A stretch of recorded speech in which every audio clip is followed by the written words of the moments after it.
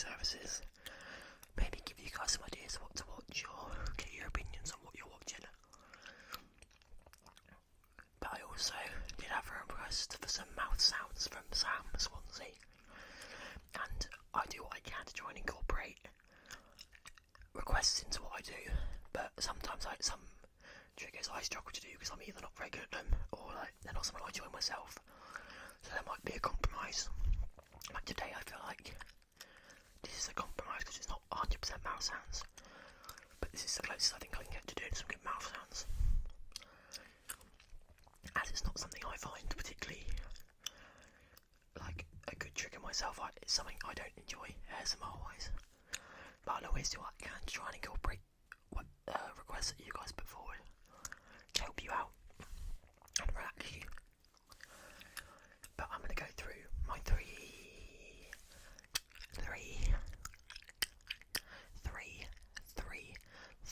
streaming services that I use, which are Disney Plus, Netflix, and Amazon Prime. And I'm going to start with my way for Netflix, then Disney Plus, which is probably what I watch the most of my streaming stuff on, all my programs, and then Amazon Prime I'll finish off with because I've only got one or two that I watch on there. But without any further ado, we'll jump straight in to what I watch currently on Netflix. And here we are in the Netflix zone, in the red lighted area, and I've just finished two things on Netflix at the moment. The one that I've just finished was, I think it's a very popular one, everyone's been watching, especially when it came out or was first released on Netflix, and that's Wednesday.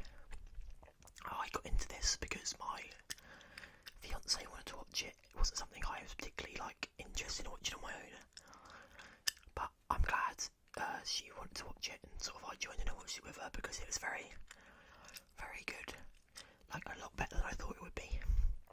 So for those who haven't seen it, it's focused on a girl called Wednesday, who is a member of the Addams Family, which is a really, really old show, which is on when I was I think when I was a child or even just before that, about sort of a gothic, not magical, but paranormal family.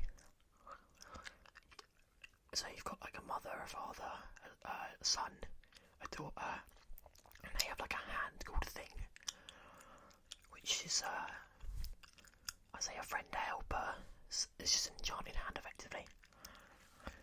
But it focuses on their daughter Wednesday, who goes to, first of all gets thrown out of her school she was in for playing a prank on the popular sporty jock students while they're in the swimming pool. He throws a load of flesh-eating piranhas in the swimming pool, which eat at least some of them, and obviously they die a horrible death. But she then gets expelled from this school, and then her parents decide to send her to the school they went to when they were younger, which is a school for sort of paranormal people. So you've got your werewolves, your I can't remember what they're called, whatever Medusa is, the people that have snakes as hair, and when you look at them they turn to stone or get paralysed for a short amount of time. Sirens, sort of shapeshifters and things like that, so all the paranormal people.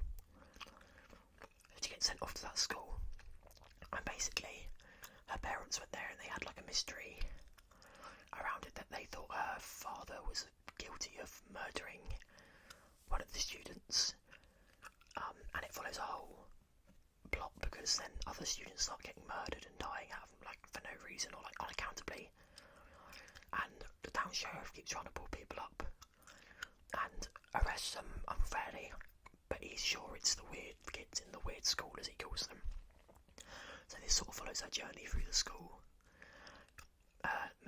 sort of shows that she changes as a person, and I'm trying not to spoil it if people haven't seen it, but follows her journey through the school, and obviously the outcome will be that you find out the mystery, or you don't find out the mystery, but you find out bits to do with the mystery, But it's a very interesting story. It shows that Wednesday going through like making friends and like and how she is as a person, and gives a really good spin on it, I think. And I didn't think it'd be that interesting for January to watch because it's not sort of something I would watch usually. But it was actually really good. I thought the acting was quite good. Without giving it away, the storyline was quite good. And even like the world building and the characters, like everything felt like it was thought about and it was well done. All the little details and even like how the town looks and how the people in the town act, I thought was quite good as well. So I did actually really enjoy the show, and I would recommend it to anyone who's into sort of like fantasy, magic, paranormal sort of stuff to watch, because it's quite like light-hearted and funny at times, but also quite serious and dark, and I think it treads the line really well. So that's what I've finished watching, and I would really recommend. What I'm currently watching is a old sort of like comedy sitcom series. I can't remember what year it was made, but it's called Community.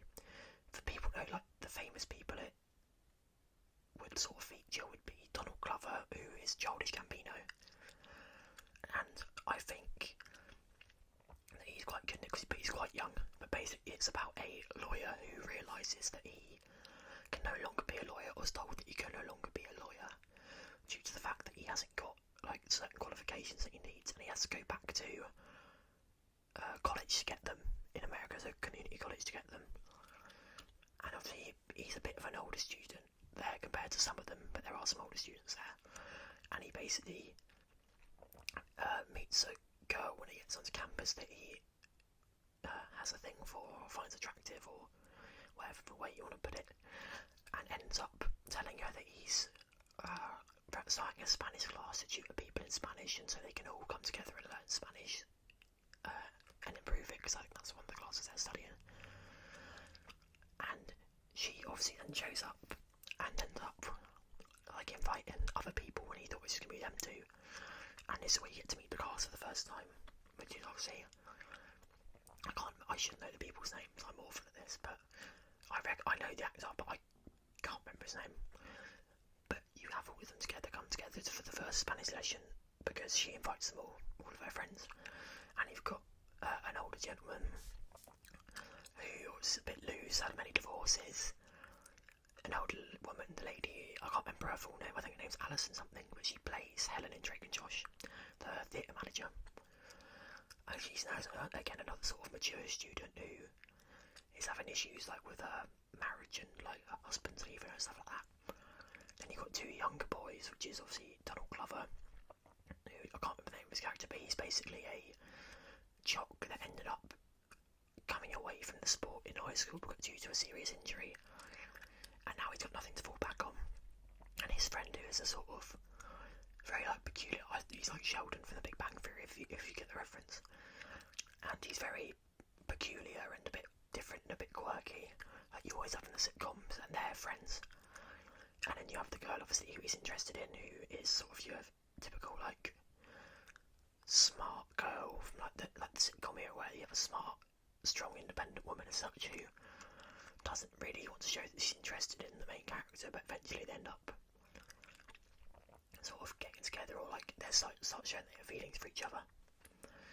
But the whole plot of this is that he has to go through community college and get his qualification, so then he can go back to being a lawyer. But obviously it's like different episodes are different themes. It's not follow all the themes the whole way through. So I thought it's one where they've done like protests and stuff. I thought it's one where obviously the first one where he starts there and he's friends with one of the teachers there, one of the professors. There was another episode where that professor who he knows is doing an experiment he does every year, which involves like locking students in a room and seeing how long they'll be there and effectively torturing them. But it's just like sort of quirky, like I said, sort of like any other sort of sitcom at the time, like The Office, Parks and Rec, Friends, where you have sort of a big overall premise, but different premise every episode, sort of just like side stories leading to one big point at the end towards the main story. But it's quite well paced, the jokes hit quite well for me. It's not like The Big Bang Theory where I feel like you're trying to shove jokes in for the fun of it. Like the joke's quite well placed, and like it is very much of its time, but like I still think it translates quite well today. Some of the jokes obviously don't transfer, but like it still works well today, and it's like I'd say I see why people like hold it quite highly, because I think it's a really good like comedy. I'm not really into it yet. From what I've seen so far, I really do enjoy it, and it's like, yeah, it gives sort of the Parks and Recs vibe more than anything else. I'd say it's very similar to that. That's all I'm really watching on Netflix. There are two things I do plan to watch, which one I got recommended by a friend, and the other one I've seen on and I've heard good things about. It's not something I'm usually into, but it's Drive to Survive, and it's sort of like based around the F1 season. And I do sort of like those documentaries where like it's about like it's drama and like but it's real. It's actually what's happening or has happened in a previous sort of like season of sport. There's another one of those on this list that I watch on another streaming service that I really do enjoy. But I do quite like how they sort of shoot them and what angles they give. I think it's quite good. And another one is The Last Dance, which is about Michael Jordan, and obviously like his story and his basketball, what happened after basketball and how he got on during basketball. And I've been told it's quite like inspirational and really good, so I put that on my watch list, something to watch like soon. But that's really what I watch on Netflix. Like my Netflix isn't mine all the time, so I don't watch stuff on it all the time. But I don't use Netflix as much as the other two, just because like generally I forget I have it, because like I feel like Netflix isn't as strong with programs sometimes, for my sort of like taste and stuff. But that's what I watch on Netflix. So now we're going to jump over to what I watch on Disney Plus. But now, as we're in the dark blue zone, you can now tell we're on to what I watch on Disney Plus. And we're going to talk about films first that I watch, because the series I want to talk about a lot more than the films, because it's a series that I really enjoy. The first film I've watched recently on Disney Plus is Aladdin, like the Will Smith version. And like this might be, I find this is quite like a controversial opinion to a lot of people. It might not be, but I feel like a lot of people don't agree with me. I prefer this version of Aladdin to the original version of Aladdin with Robin Williams. I just think with the Will Smith one, it's a like new breath of fresh air on it and stuff, like the way Will Smith is. I think he was a good fit for the genie, and I think Aladdin is played really well in this one, as well as Jasmine. I think they're both cast really well in the films, and like I just think like it obviously it's more musical, I'd say, than the first Aladdin, the original like cartoon version. And I'm someone that likes musical films and like theatre, and like, I'm not a theatre kid. I didn't do anything at school, but I really, since I've gotten older, I do enjoy like musicals and like going to theatres and watching musicals or like musical films like the Disney films. So I feel like this Aladdin suits me a lot better, because like, yeah, the first one had music, but I feel like the singing wasn't as strong as like Mina Masood or like even Will Smith, like Genie verses on like songs are really good. Like I listen to these songs like in the car when I'm driving. Like A Whole New World's really good on this one. Even like the was it Prince Ali, when they enter the city as the prince, like that's a really big musical number, and like it's really well done. And like nothing against Robin Williams, like I just didn't enjoy the genie like in that film. I felt like it was like more comedic and stuff, which I'm fine with, but I do like better, like more musical things to be a bit less comedic sometimes. And I thought like A Friend Like Me was like perfect. I thought the way it was done, the beat, like Will Smith like presented it was really good. And just I feel like all of the songs like are really good in it, and it's all really well done. Obviously it's exactly the same storyline pretty much as the original one, just live action. And that, especially that Prince Ali, like the big colourful music display of like all the animals coming in, all the people coming in, dancing, clapping, like I just thought it was really well done. And that's something like I've watched this film loads of times since it's come out, because that's how much I enjoy it. And it's weird for me, like good music can make a film even better for me, and which you'll find out from the other 3 films I've watched on this list. But for anyone who hasn't seen it, obviously it's about a local street urchin, rat, whatever you want to call him, who lost his parents as a child and has been bringing himself up ever since on the streets and has to steal and whatever to get through life. He has a pet monkey or a friend, I don't know what, it's called Abu, who is with him and helps him out, like obviously if they're stealing or like just to be there for him the whole time.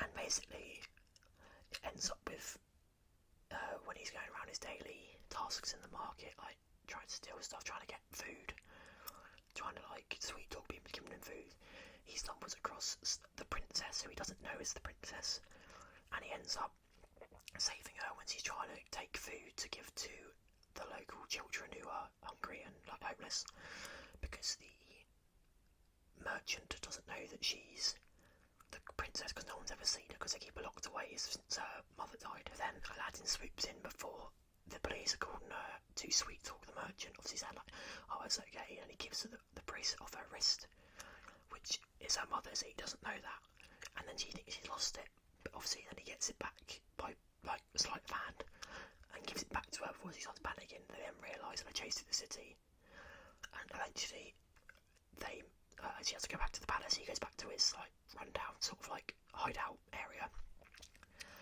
and obviously they then realise they have feelings for each other, so he then says he has to meet her to give her back a hair clip. He takes her so he can, that's his reason to go back and see her. And it basically ends up with them two falling in love, but they don't think they can ever be together because he's a street rat and she is a princess. And she's only able to marry royalty, so it follows the story of her meeting loads of princes coming from other places to try and woo her.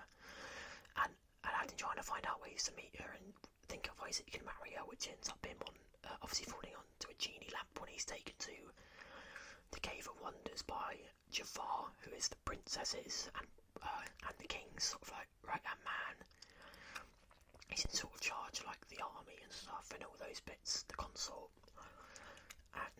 But he's got evil agendas to get the genie to get wishes, and he sends Aladdin in to get this genie basically to his death. He doesn't give him the lamp because as he goes to give him the lamp, as the cave's closing down, all the traps that have been triggered, the monkey Abu takes it and gives it back to Aladdin. So they meet the genie. I'm not going to explain anything, but they meet the genie. Aladdin gets turned into a prince because that's his wish, trying to woo the princess. Eventually they find out that is this all fake, he's not a prince. But at the end of the day, he promises that he'll set the genie free as his last wish. It goes through a lot of trials and tribulations, eventually obviously offending the genie for not saying he's going to eventually not bring him back to being a human and release him from his lamp. But then it comes around at the end that obviously it's okay for them to marry. The king gives his blessing, and then Aladdin releases the genie, and they all live sort of happily ever after. That's not really a spoiler because like Aladdin's been out for years, so if you haven't watched it by now, you're a bit late. But that's what I've been watching film-wise. But going on to musical films again, I watch these a lot of the time, but I've been rewatching my 3 most favourite films of all time, really, and that's all 3 High School Musicals. So High School Musical 1, 2 and 3, and I'll give you all a brief rundown. Again, these are quite old films. So obviously it's a musical based in a high school in America. I think it's in Portland or Oregon, the same place. I know they're Portland, but I can't remember. It could be I think it's Salt Lake.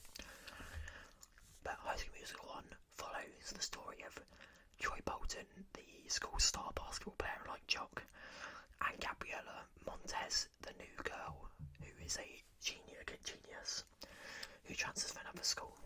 But these two meet on a New Year's party in, I can't remember what it was, there's like in a ski resort basically, in a kids party, and they meet and obviously are forced to sing together to begin with for the first time.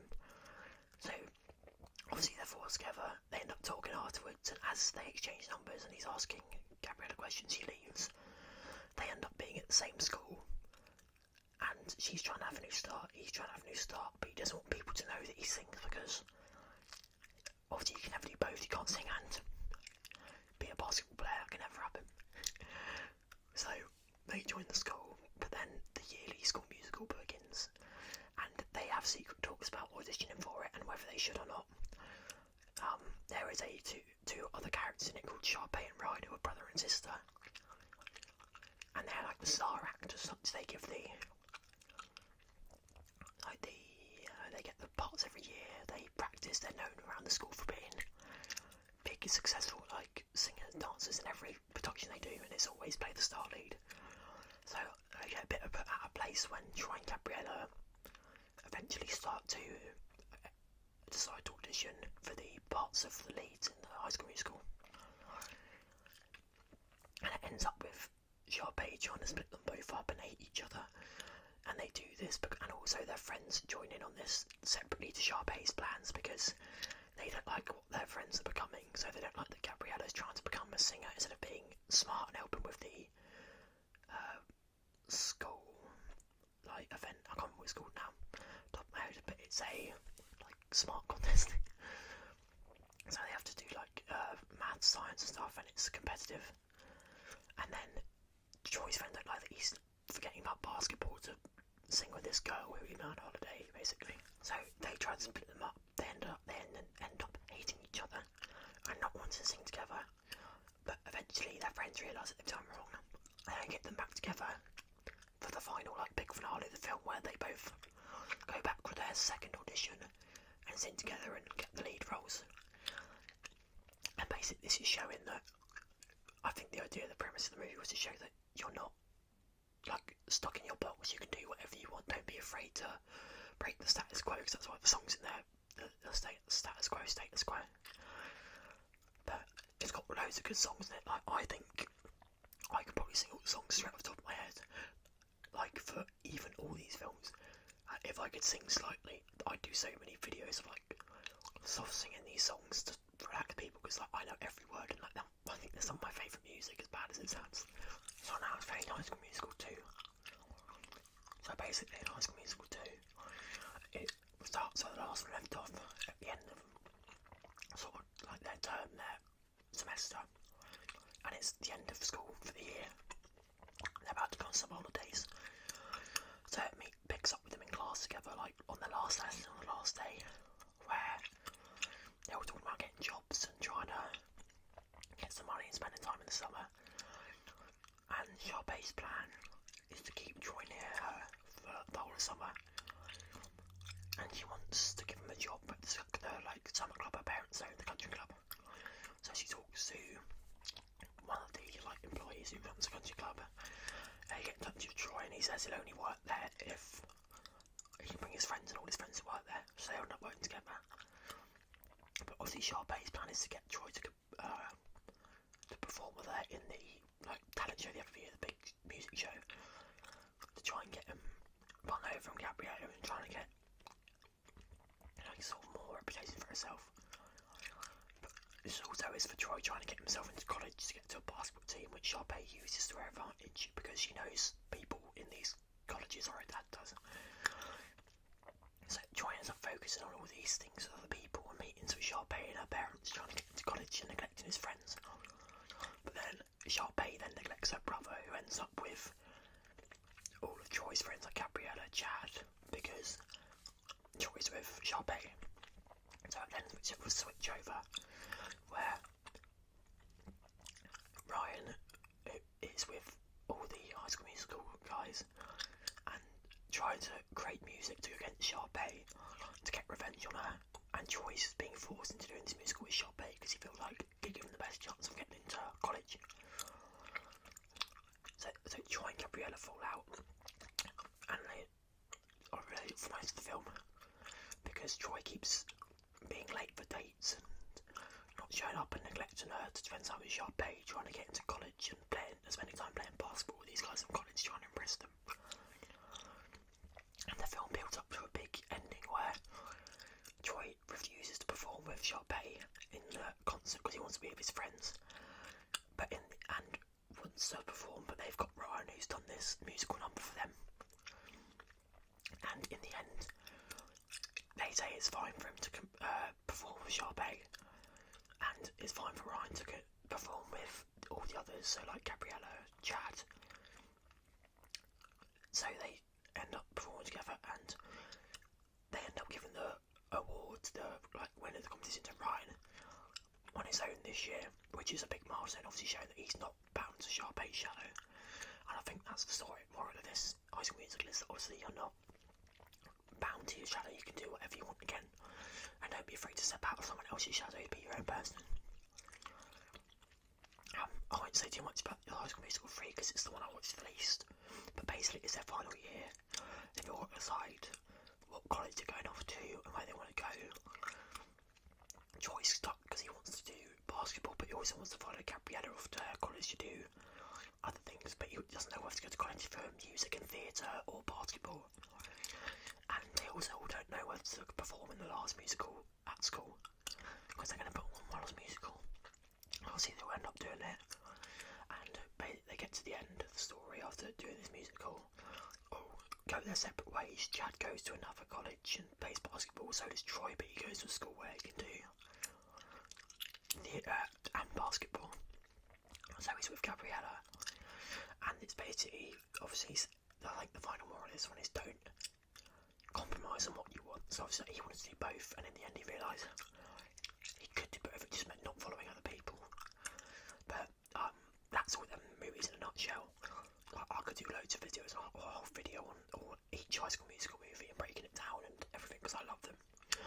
But I appreciate them a lot more now than I did when I was younger, because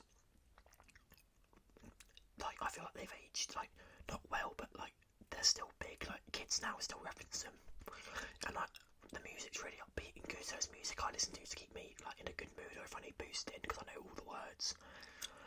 And like it's something now that I can still watch over and over and it still won't get bored of. But moving on from that to the series that I watch on Disney Plus, and one of them is The Sweet Life of Zack and Cody. I've been rewatching, which appealed to me when I was younger because I'm a twin. So as soon as I saw that on Disney Channel there was going to be a sort of like program about twins and living in a hotel and stuff, like it appealed to me immediately.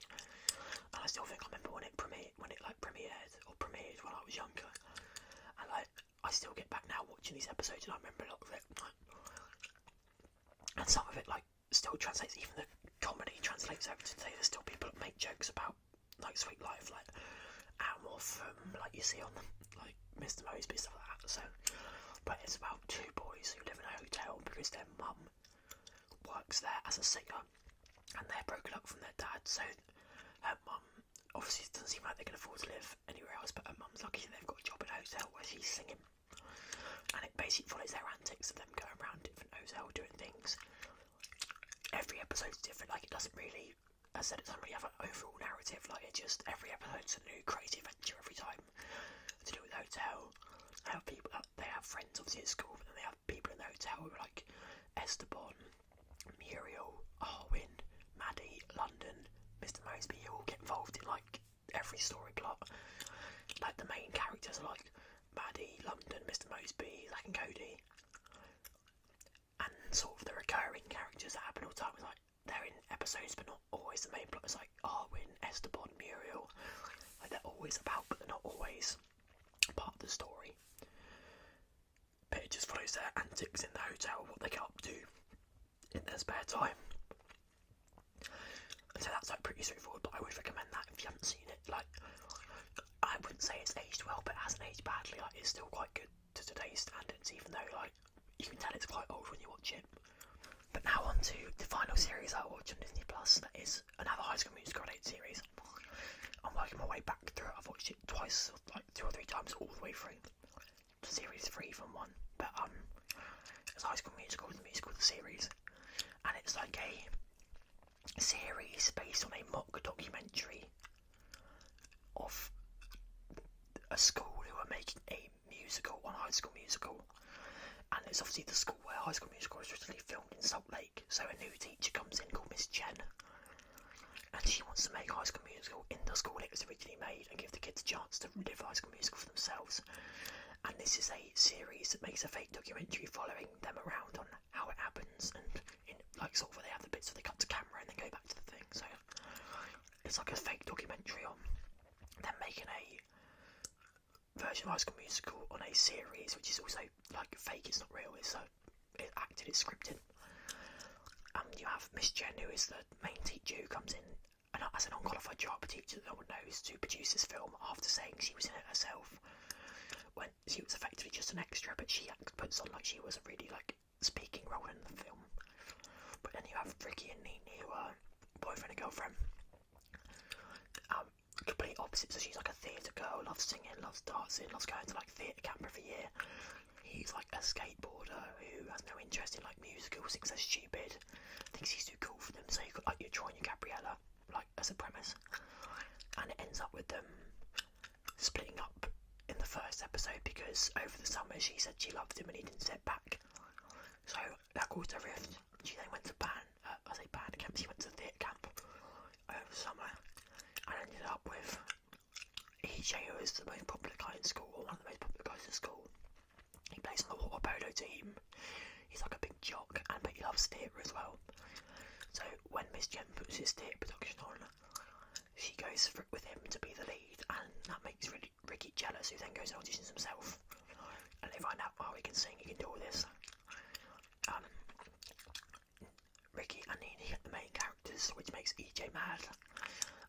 They then meet the whole new cast of people, which is Seb, which is one of the guys there, Carlos, which is the choreographer, Miss Jen's right hand man, and Seb and Carlos end up getting together as they're the only two gay guys in school. Effectively, there might be more, but in the filming they're showing is the only two. And then you get Gina, who comes in from a school. It's like the new girl, she's the main girl, she's the one that wants to lead at any cost. And she didn't get it, she's willing to do anything to get it, including like sabotage. You got Big Red, who's Ricky's friend originally, who was another like skateboarder, but he comes along with him for support and gets on. You've got Ashley, who is Big Red's cousin, Big Red's love interest eventually, and EJ's cousin. And now I've got to do this video. You've got Nene's best friend, who is slipping my mind at the moment. Right, let's come back to me. Her name is Courtney. So you've got all this big group of friends who now, none of them aren't friends, but they all come to be friends. And they're all producing this high school musical together. So you've got Ricky as Troy, Nene as Gabriella, Ashley as Miss Darbus. Big Red doesn't play a part in this one, but he ends up helping backstage. You've got Courtney as I think she's there in makeup. Gina as I think she plays however many plays, I can't remember the name. I might even be in makeup, but it's not. I think it's Ashley in the original film.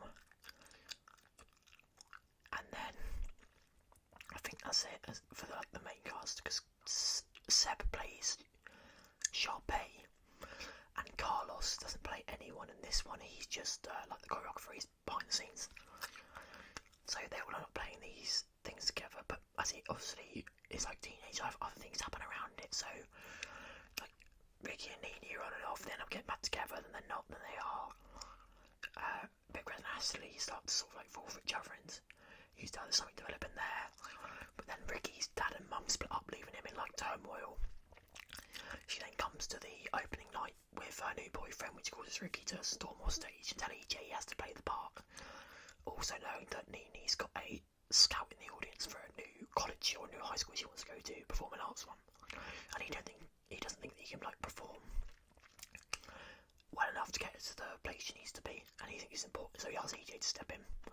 But obviously he ends up going back with the curtain call and singing and being Troy, and he's singing one of the most famous songs from High School Musical, Breaking Free. But it like follows their life through. There's 3 series of it, and they've all got different premises. So series 1 is them producing and putting High School Musical. Series 2 is them going to do High School Musical 2, but then they end up changing to Beauty and the Beast because Miss Jen wants to go for a theatre award to get money for the school. And they end up competing against another school who she has a rival in, who used to compete with her when she was at school. And then series 3, which is where they go to like a summer camp where EJ works or volunteers for summer holidays, which is like a sort of holidays summer camp. They do loads of things, and they've got a musical there of Frozen with all the staff, and that's like dramatically reduced cast. So you've got EJ, Gina, Ricky, Courtney, Carlos. They're all there. as well as new campmates who are part of the new series. Ashley also goes as another one. And you get 3 new members in Jet, Maddox, and I cannot remember the other one's names. He's not a main character though, he's in and out. But they all run this summer camp, and they are running up a thing of Frozen and Corbin Blues in this one because he's doing a documentary on the camp and their production of Frozen, and it all gets really confusing again. But he's sort of the villain in it for a while. But I'd recommend watching that. Like, the music's really good. Like, it's like High School Musical music, but a lot more modern and a lot more like up to date. So like, if you hear a lot of the songs, they're very much like modern day like pop songs, so they wouldn't be much out of place on the radio. Like, I listen to the playlist in my car like so many times because it's all really good music, or most of it's really good music I enjoy. But it's one of the things I recommend because I watch all of it, and I know there's going to be a series 4 eventually, or it's being filmed now, so you've got that to look forward to if you do enjoy the next 3 series. I've been chatting on for quite a while now, but we will get on to Amazon Prime. I only watch one thing on there, so it'll be quite short and sweet, but I'm going to move on to Amazon Prime right now. And now we're into the light blue for Amazon Prime, and the series I watch on Amazon Prime is a series they do on loads of sports teams called All or Nothing, but specifically this is a one about football, because I love football. I play football. I love watching football, or soccer if you're American. And it's called All or Nothing, and it's about the English football team, Tottenham Hotspur. They've got, and in this series, so obviously it's based on real life. It's like following them around. It's a documentary, but it's all dramatised. They try and add as much drama to it as they can. And this has got one of my favourite managers ever, and he's just good for drama. Best football managers probably ever to create a game. It's called Jose Mourinho, and it follows his journey and the whole team's journey about him coming in. The dramatics of the season before, of them firing their last manager, and their progress throughout the season, trying to get to finish 4th in the Premier League, and all the trials and tribulations, like the bust-ups within the camp, like the matches, the results of our matches, the fallout, like the manager telling them what to do, him getting angry at them, how he reacts with them, how they react with him, and like a bit more insight in like football and how it runs, and what the players are like as people, and how they think, and what goes on behind the scenes. Like, for me, it's like I manage a football team, like, it's really interesting, like, and like Jose Mourinho is one of like my idols, like when it comes to football and football management. So like, it's really good to see him on a more like inside, interesting level and see how he works. But like, if you like football or soccer, like, I'd recommend it because like there's so many like it's not scripted, but there's so many just funny like real moments in it from like him, because he's a crazy dude, and like just the players and stuff. Like, it's really good, and it gives you good insight into like a Premier League football team and all how dramatic it is. But that's really all I've been watching. Obviously, I do plan to do these a few times, like not constantly because I don't watch that many things. But maybe every few months or so, when I start watching new stuff, I can relay this in, tell you what I feel about it, and maybe we start a conversation in the comments. But I'm hoping you guys will enjoy this, the soft speaking, and like let me know about the sounds, like chewing on. I try to keep it going. But it's the closest I come to mouth sounds because I feel like I don't want to break it. But I'll be back in a couple days with a triggers video because I haven't done one in a week or so. But I hope you guys enjoyed this. If you did, drop a like, subscribe if you're not already. We're on the way to 300 subscribers. We're nearly at 250 when I'm filming this. So subscribe for more videos. There's going to be a lot more content coming at me because I'm getting a laptop. I'm currently using an iPad to edit, but I'm going to get a laptop and I'm going to do some more different content. So subscribe for that. Yeah, if you like, to subscribe, comment if you things you like, things you want to see. If you only watched any of these, watched any of these and your thoughts. But apart from that, I'm going to let you go. So I hope you enjoyed it.